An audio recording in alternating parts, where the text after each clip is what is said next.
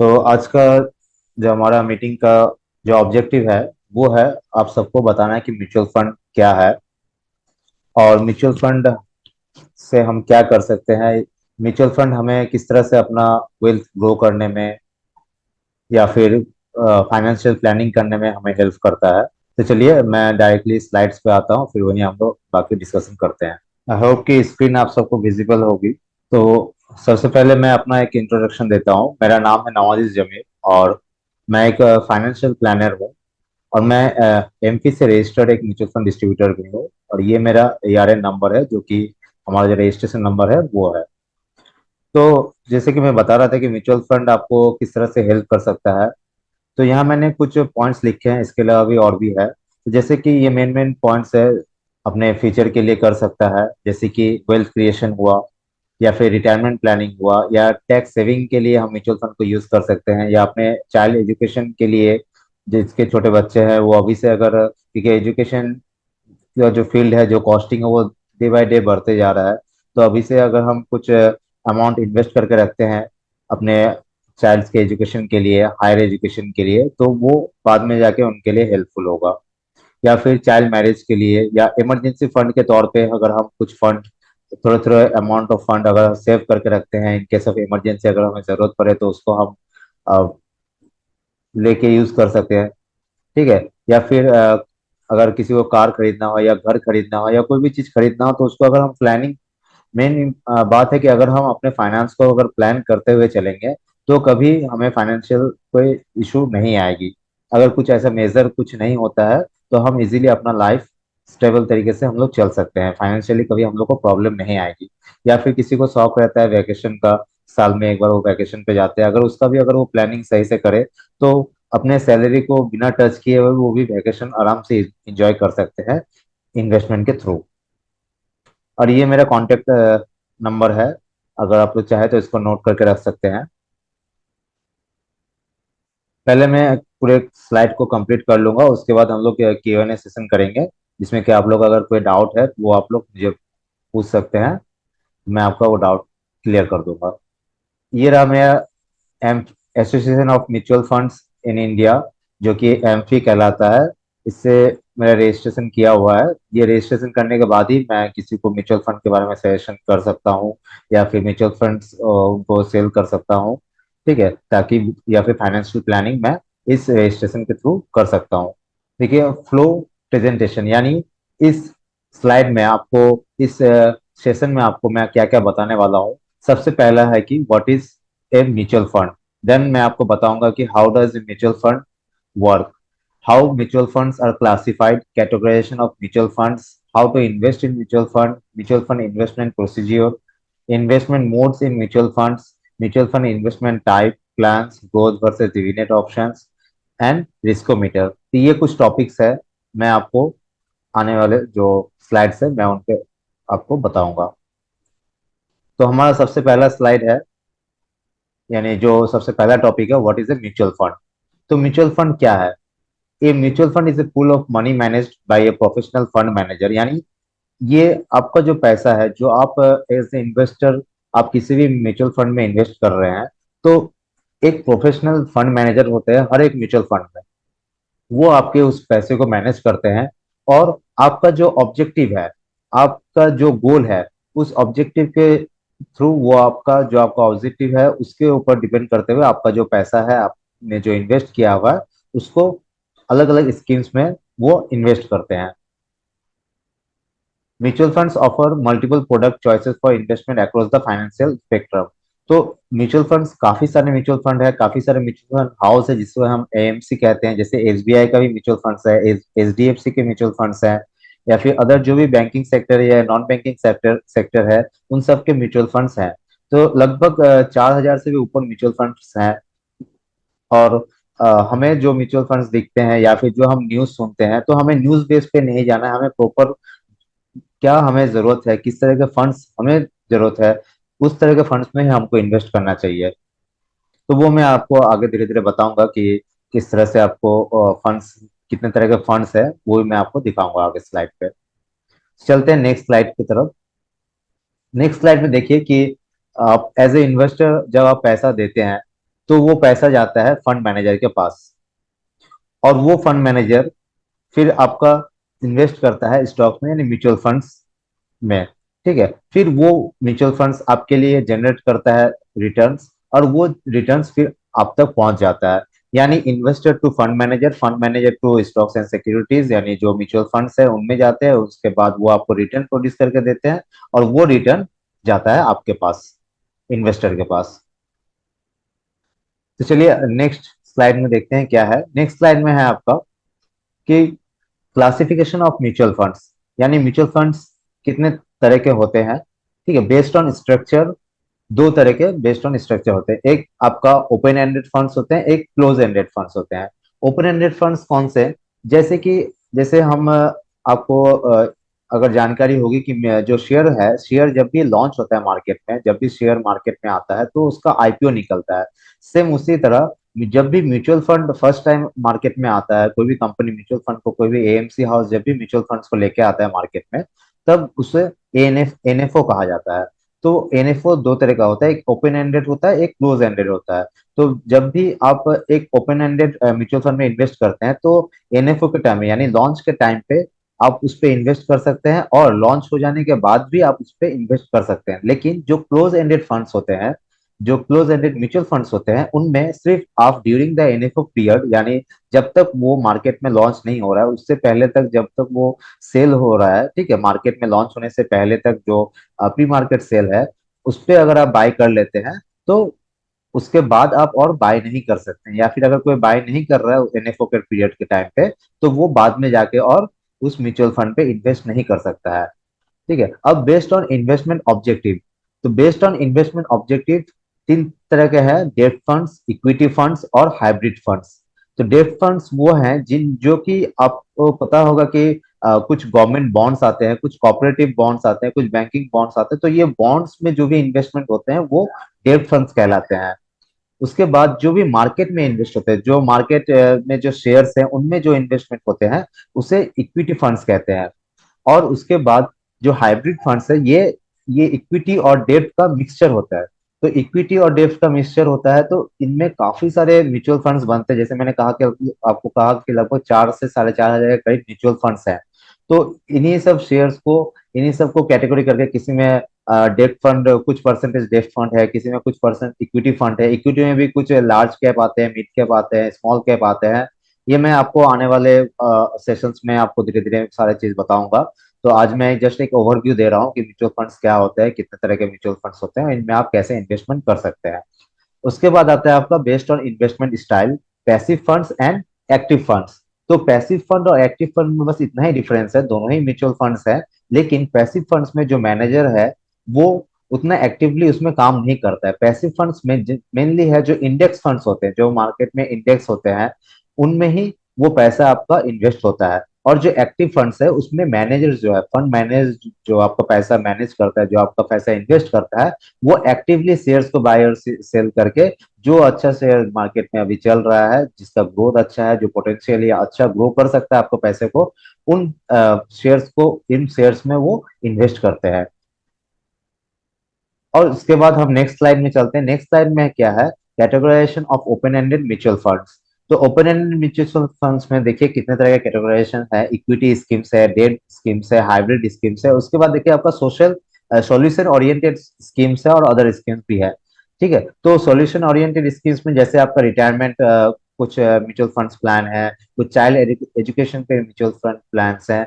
तो इस तरह के जो सॉल्यूशन ओरिएंटेड है, उस तरह के म्यूचुअल फंड्स भी आपको मिल जाएंगे। ठीक है, और इसके अलावा भी इक्विटी में जो है आपका, इक्विटी मतलब कि जो शेयर्स आपका, अगर आपको शेयर मार्केट का थोड़ा बहुत नॉलेज है तो आपको पता है कि जो भी कंपनीज मार्केट में लॉन्च है उनका जो भी शेयर्स आता है, म्यूचुअल फंड और कुछ नहीं है। म्यूचुअल फंड्स जो है वो, जैसे आप अगर कोई शेयर अगर खरीदना चाहते हैं तो आपको एक क्वांटिटी मिनिमम आपको शेयर में खरीदना पड़ता है, चाहे प्राइस कुछ भी हो। जैसे अगर आप रिलायंस का शेयर खरीदना चाहेंगे तो एक रिलायंस का शेयर का प्राइस ऑलमोस्ट 3,500 है।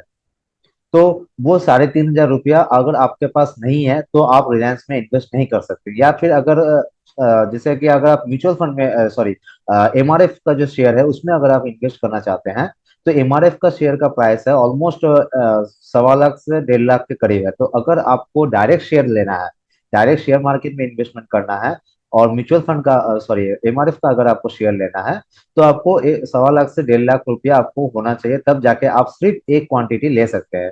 लेकिन म्यूचुअल फंड्स में क्या होता है कि जो भी फंड मैनेजर्स होते हैं, वो क्या करते हैं कि कुछ अच्छे शेयर्स, ठीक है, depending upon the mutual fund scheme, इस तरह का वो स्कीम है, तो वो स्कीम पे डिपेंड करके कौन कौन से शेयर, उसमें आपको 40 से 50 शेयर या 100 शेयर, 150 शेयर, 200 शेयर, 300 400 शेयर तक भी एक एक फंड्स में होते हैं, ठीक है। और उसमें क्या होता है, आपका पैसा कुछ परसेंटेज उसमें आप ना पार्शियली बाय कर सकते हैं। पार्शियली मतलब जैसे आपको अगर डायरेक्ट शेयर लेना है तो आपको एक क्वांटिटी मिनिमम लेना पड़ेगा, लेकिन म्यूचुअल फंड में क्या होता है, वो कुछ आपका जो उसमें परसेंटेज शो करता है कि जैसे आपका एचडीएफसी में थोड़ा सा अमाउंट आपका एचडीएफसी में जाएगा, थोड़ा अमाउंट आपका आईसीआईसीआई में जाएगा, थोड़ा अमाउंट आपका रिलायंस में जाएगा, थोड़ा अमाउंट आपका टाइटन शेयर में जाएगा।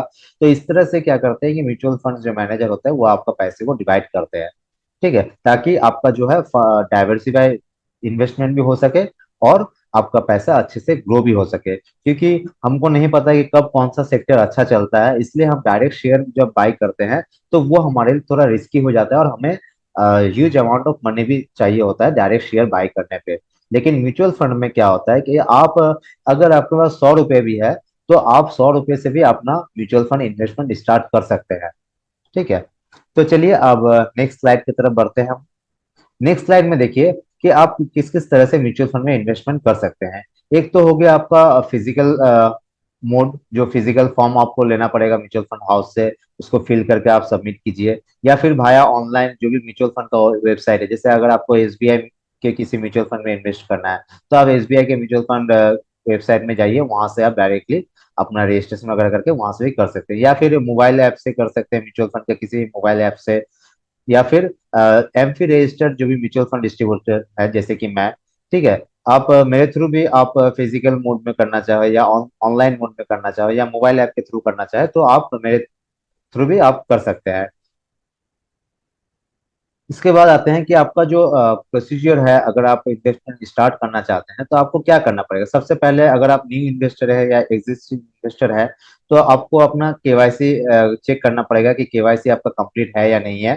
क्योंकि अभी सेबी ने नया रेगुलेशन लाया है कि जो भी केवाईसी ऑलरेडी किया हुआ है या जो अभी न्यू है, उन सबको केवाईसी फिर से अपडेट करना पड़ेगा, ठीक है। तो केवाईसी आपको चेक करना पड़ेगा। केवाईसी बहुत सिंपल एक प्रोसेस है, 2 मिनट का प्रोसेस है, आपका इजीली हो जाएगा। अगर नहीं होगा तो उसके लिए मैं हूँ, मैं आपको हेल्प कर सकता हूँ केवाईसी प्रोसेस करने में, आपका इन्वेस्टमेंट प्लानिंग करने में, ठीक है, आपका जो भी फाइनेंशियल प्लानिंग है आपको करने में मैं हेल्प कर सकता हूँ। तो उसके बाद आपको कुछ डिटेल्स चाहिए होगा, आपको कैंसिल चेक चाहिए होगा। उसके बाद क्या होगा, आपका अकाउंट एक्टिवेशन होने के बाद आप अपना इन्वेस्टमेंट स्टार्ट कर सकते हैं।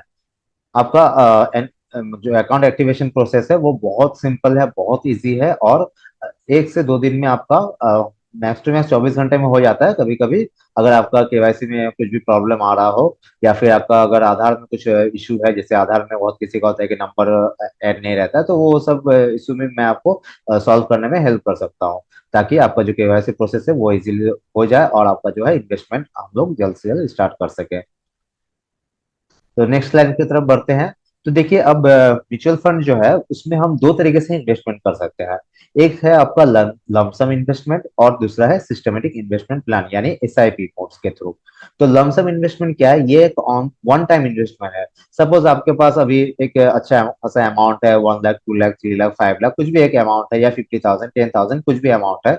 तो आप चाहते हैं कि मेरा ये जो पैसा है मैं वन टाइम इन्वेस्टमेंट करना चाहता हूँ, तो आप उस वो भी कर सकते हैं।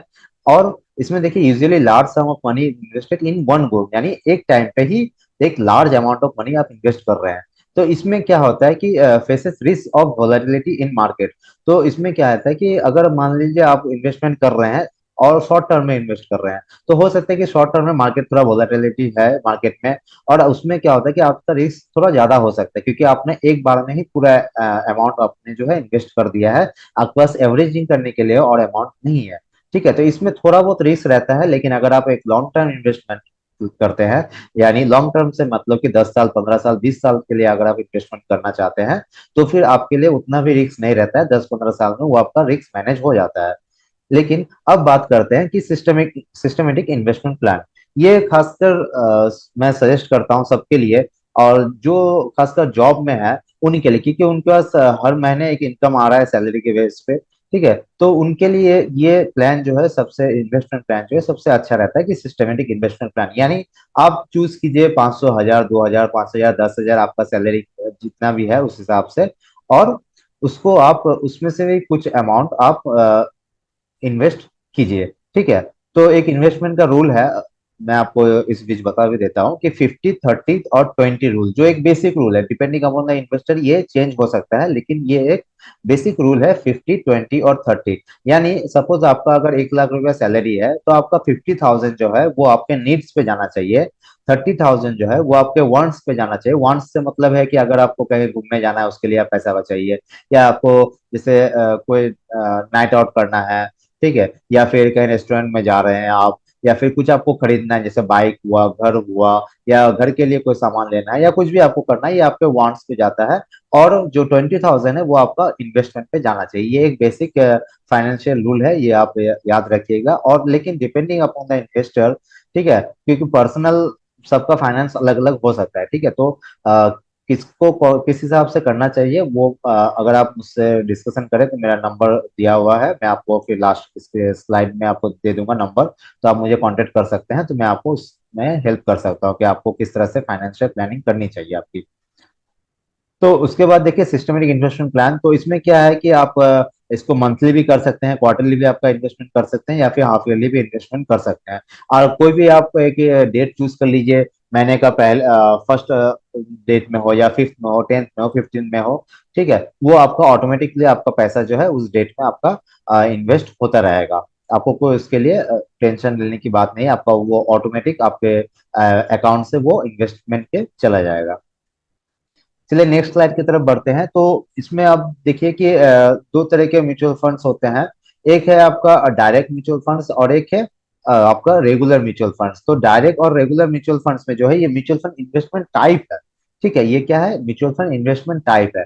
तो इसमें क्या होता है कि डायरेक्टली जो है ऑफर करते हैं फंड हाउस को, आप जो है डायरेक्टली फंड हाउस में इन्वेस्ट करते हैं, और इसमें आपको कोई ब्रोकर के थ्रू या फिर कोई डिस्ट्रीब्यूटर के थ्रू आप इन्वेस्टमेंट नहीं कर रहे हैं। इसमें आपका जो है कमीशन जो है इसको किसी को देना नहीं पड़ रहा है, थोड़ा एक्सपेंस रेशियो भी यानी आपका कम रह रहा है।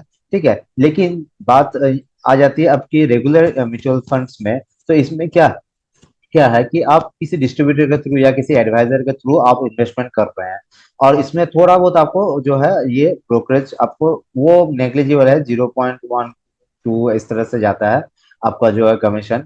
और इसमें थोड़ा आपको लो दिखेगा एनएवी पे, और आपको एक्सपेंस रेशियो के कारण थोड़ा आपको रिटर्न भी लो दिखेगा। लेकिन जो अगर आप लॉन्ग टर्म में करते हैं, अगर आप खुद से कर रहे हैं विदाउट नॉलेज, ठीक है, सपोज दैट अगर आपको कोई तकलीफ हो रही है, कोई बीमारी हो रही है आपको, तो अगर आप डायरेक्टली खुद से जाकर दवाई ले रहे हैं, या फिर अगर आप डॉक्टर के पास जाकर मेडिसिन ले रहे हैं, तो आप ही सोचिए कि कौन सा आपका ज्यादा बेटर काम करेगा, आपका खुद का ट्रीटमेंट या फिर डॉक्टर जो आपके लिए ट्रीटमेंट करेगा वो ज्यादा बेटर आपको लिए काम करेगा। ठीक है, तो खर्चा ऑब्वियसली डॉक्टर के पास जाने से ज्यादा लगता है। ठीक है, क्योंकि उनको फीस देना पड़ता है, मेडिसिन वो अच्छे अच्छे मेडिसिन आपको प्रेस्क्राइब करते हैं। और अगर आप खुद से लेते हैं तो आप मैक्स टू मैक्स 1 या 2 दिन का मेडिसिन लेते हैं, आपको डोज प्रॉपर पता नहीं होता है कि आपको कौन सा मेडिसिन लेना चाहिए, आपको कितना डोज में लेना चाहिए वो आपको प्रॉपर पता नहीं होता है। तो क्या होता है, इससे आपका जो है हेल्थ इश्यू हो सकता है। ठीक है, ऐसा होता भी है, रियल लाइफ में भी ऐसा होता है। और इसमें फाइनेंशियल इश्यू भी आपको आ सकता है अगर आप खुद से विदाउट फाइनेंशियल नॉलेज अगर आप कर रहे हैं इन्वेस्टमेंट, या फिर कहीं पे भी अगर आप पैसा लगा रहे हैं, सिर्फ म्यूचुअल फंड ही नहीं, अगर आप डायरेक्ट शेयर में भी आप डायरेक्ट पैसा लगाते हैं। आप कई ऐसे सुनते होंगे कि शेयर मार्केट में मत जाओ, शेयर मार्केट में पैसा डूब जाता है। तो ये बिल्कुल गलत है। शेयर मार्केट में तभी पैसा डूबता है जब आप बिना नॉलेज के, बिना एजुकेशन के, बिना कुछ जानकारी के आप डायरेक्टली किसी के सुने पे आप ले लिए हैं, वो भी डूबता है, आपका ही पैसा डुबा देता है। ठीक है, तो जब तक आपको किसी चीज का नॉलेज ना हो तो आपको वो चीज नहीं करना चाहिए, विदाउट नॉलेज आपको कोई भी काम नहीं करना चाहिए। ठीक है, तो अब आते हैं नेक्स्ट स्लाइड पे। तो नेक्स्ट स्लाइड पे देखिए, जो म्यूचुअल फंड्स है तो वो आपका जो है ग्रोथ, डिविडेंड और डिविडेंड इन्वेस्टमेंट, ये 3 ऑप्शंस आते हैं म्यूचुअल फंड में। तो ग्रोथ में क्या है कि इसमें आपका जो है जो इन्वेस्टमेंट जो आप कर रहे हैं इसमें ना रिटर्न आपको ज्यादा दिखता है। क्यों ज्यादा दिखता है? क्योंकि कुछ शेयर्स है, कुछ कंपनीज है ऐसे मार्केट में जो डिविडेंड देते हैं। तो डिविडेंड देने के कारण क्या होता है, जो उसका वैल्यू वैल्यू है मार्केट का, जो मार्केट में जो उसका जो प्राइस है, डिविडेंड देने के कारण क्या होता है, वो प्राइस में ड्रॉप आ जाता है। तो ड्रॉप जैसे ही आता है तो आपका इन्वेस्टमेंट में भी ड्रॉप आता है, आपका रिटर्न में भी ड्रॉप आता है। ठीक है, क्योंकि वो आपको थोड़ा थोड़ा पैसा आपको दे रहा है। ठीक है, जो भी उसका इनकम हो रहा है उसमें से तो आपको पैसा दे रहा है। लेकिन अगर सपोज दैट आप उसी पैसे को ही अगर आप इन्वेस्ट कर रहे हैं, ठीक है, आप ले नहीं रहे हैं पैसे को, उसी पैसे को आप बोल रहे हैं कि मुझे ग्रोथ ऑप्शन लेना है, और मैं सजेस्ट करता हूँ ग्रोथ ऑप्शन क्या है, क्योंकि डिविडेंड में आपको बहुत ही कम अमाउंट मिलेगा, और वही पैसा अगर आपको इन्वेस्ट होता रहता है, तो वो पैसा थोड़ा थोड़ा अमाउंट ही वो अगर आपका इन्वेस्ट होता रहता है, तो वो आपको ज्यादा अमाउंट ऑफ रिटर्न, आपको ज्यादा परसेंटेज ऑफ रिटर्न आपको प्रोवाइड करेगा। तो अल्टीमेटली हमको क्या चाहिए, रिटर्न चाहिए। ठीक है, अगर आपको डिविडेंड में अगर 100 रुपया मिल ही रहा है तो 100 रुपया में आपको क्या पता चलेगा, लेकिन वही 100 रुपया अगर आपको लॉन्ग टर्म में इन्वेस्ट होते रहता है, उससे आपको बहुत बड़ा एक इम्पैक्ट आएगा आपके रिटर्न पे। ठीक है, तो इसलिए मैं हमेशा सजेस्ट करता हूँ ग्रोथ ऑप्शन लेने का। उसके बाद ये देखिए, एक रिस्कोमीटर कहते हैं इसको हम। ठीक है, रिस्कोमीटर मतलब क्या है कि जो कंपनीज है, ठीक है, जो कंपनीज है, तो उसका जो इन्वेस्टमेंट जो स्ट्रेटेजीज है, जैसे इक्विटी फंड्स है, डेट फंड्स है, हाइब्रिड फंड्स है, आपका जो सॉल्यूशन ओरिएंटेड फंड्स है, जो मैं आपको पहले बताया, तो ये सब में जो है रिस्क कितना है, कितना कस्टमर रिस्क ले सकता है, एज ए इन्वेस्टर आप कितना रिस्क ले सकते हैं, उस पर डिपेंड करके भी हम आपको सजेस्ट करते हैं कि आपको किस तरह का फंड में जाना चाहिए। ठीक है, तो इसमें देखिए आपका total 6 level of risk funds होते हैं, जैसे लो रिस्क है, लो टू मॉडरेट रिस्क है, मॉडरेट रिस्क है, मॉडरेटली हाई रिस्क है, हाई रिस्क है, और वेरी हाई रिस्क है। ठीक है, तो जैसे अगर मैं आपको एक मोटा मोटे बताऊं, तो जैसे जो डेब्ट फंड्स होते हैं वो लो रिस्क होते हैं, क्योंकि लो रिस्क यानी लो रिटर्न, क्योंकि वो बॉन्ड्स में जाते हैं, वो मार्केट में नहीं जाते हैं। ठीक है, जो हाइब्रिड फंड्स होते हैं वो moderately high to moderate risk में रहते हैं, या थोड़ा बहुत हाई रिस्क में भी रहते हैं, क्योंकि उसमें भी क्या होता है कि कुछ अगर मैक्सिमम उसका शेयर्स अगर इक्विटी है, या फिर और कम उसका जो इन्वेस्टमेंट है वो डेट में जा रहा है, तो वो मॉडरेटली हाई हो रहा है या फिर हाई की तरफ जा रहा है। या फिर कुछ अगर हाइब्रिड फंड्स जिसमें डेप्थ में इन्वेस्टमेंट ज्यादा है और इक्विटी में इन्वेस्टमेंट कम है, तो वो मॉडरेट टू लो मॉडरेट में जा रहा है। ठीक है, ये चीज समझने की कोशिश कीजिए कि इस तरह से जो है फंड्स में आपका जो डिस्ट्रीब्यूशन होता है आपका रिस्क लेने का। ठीक है, तो उसके बाद जो इक्विटी शेयर्स है वो बहुत रिस्की होते हैं, और रिस्क के साथ रिटर्न भी उसमें आपको बहुत ज्यादा मिलता है। मैं आपको दिखाऊंगा भी, इसके बाद आपको मैं ब्राउजर से दिखाऊंगा कि किस तरह का रिटर्न और किस तरह का रिस्क आपको लेना पड़ सकता है, और किस तरह का रिटर्न आपको उसकी वजह से मिल सकता है। ठीक है, तो इसमें देखिए हाइब्रिड इक्विटी में क्या होगा, आपका वोलाटाइल भी रहेगा और हाई रिस्क भी रहेगा। ठीक है, डेट में क्या रहेगा, थोड़ा स्टेबल रहेगा लेकिन लो रिस्क रहेगा। और हाइब्रिड में जो मैंने आपको बताया कि मॉडरेट रहता है, depend on allocation of concentration, कि उसमें इक्विटी कितना परसेंटेज है और डेट कितना परसेंटेज है, उसका परसेंटेज के हिसाब से जो उसका एलोकेशन रहेगा, उस हिसाब से हाइब्रिड फंड से होगा, वो मॉडरेट होगा या मॉडरेटली हाई होगा या हाई होगा, तो वो डिपेंड करता है। ठीक है, आई होप कि जो भी मैंने आपको अब तक बताया है वो आपको समझ में आया हो, क्लियर हुआ हो। तो मैं जो स्लाइड है यहीं पे, आज का जो सेशन है यहीं पे, ये लास्ट स्लाइड था सेशन का। तो ये मेरा कांटेक्ट नंबर है, और अगर आप मुझे कनेक्ट करना चाहते हैं मुझसे, तो ये आप जो क्यूआर कोड है इसको आप स्कैन कर सकते हैं। अगर स्कैन अभी नहीं अगर कर पा रहे, क्योंकि अगर आप फोन के थ्रू अगर आप कर रहे हैं, अगर आप तो आप इसका स्क्रीनशॉट लेकर रख लीजिए।